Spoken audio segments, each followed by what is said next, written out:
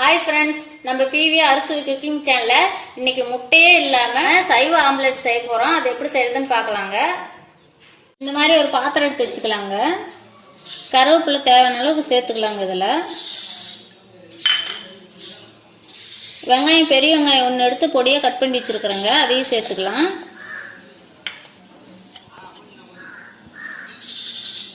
பச்சை மிளகாய் ஒரு 2 எடுத்து கட் பண்ணி வச்சிருக்கிறேங்க. அதையும் சேர்த்துக்கலாம் தேவையான அளவு மட்டும். கொத்தமல்லி தழை தேவையான அளவு சேர்த்துக்கலாங்க.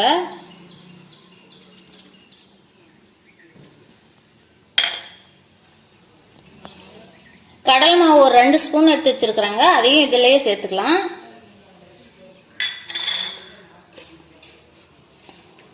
உப்பு தேவையான அளவு சேர்த்துக்கலாங்க. சோடா உப்பு தேவையான அளவு சேர்த்துக்கலாங்க. இப்போ நம்ம எல்லாத்தையும் நல்லா கலந்து விட்டுக்கலாங்க. இந்த மாதிரி பாருங்க, நல்லா கலந்துக்கிட்டோம். இப்போ தேவையான அளவு தண்ணி சேர்த்துக்கலாங்க. இதுலயே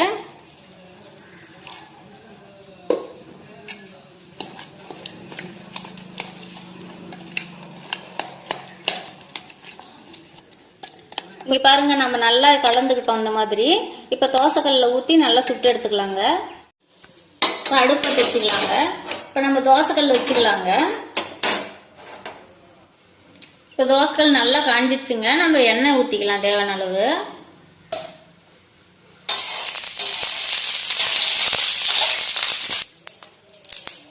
இப்போ நம்ம கலக்கி வச்சிருக்கிற சைவ ஆம்லெட் தோசைக்கல்ல ஊற்றிக்கலாங்க.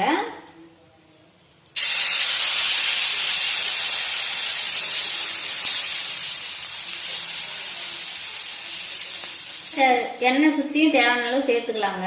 நீங்கள் இந்த மாதிரி சுட்டு தின்னுங்க, ரொம்பவும் நல்லா இருக்கும். முட்டை இல்லைனாலுமே நம்ம இந்த மாதிரி கடலை மாவு வச்சு ஈஸியாக ஆம்லெட் சுட்டு சாப்பிடலாங்க. ரொம்ப நல்லா இருக்கும். இப்போ ஆம்லெட் நல்லா ஒரு சைடு வந்துடுச்சுங்க. நம்ம திருப்பி போட்டுக்கலாம்.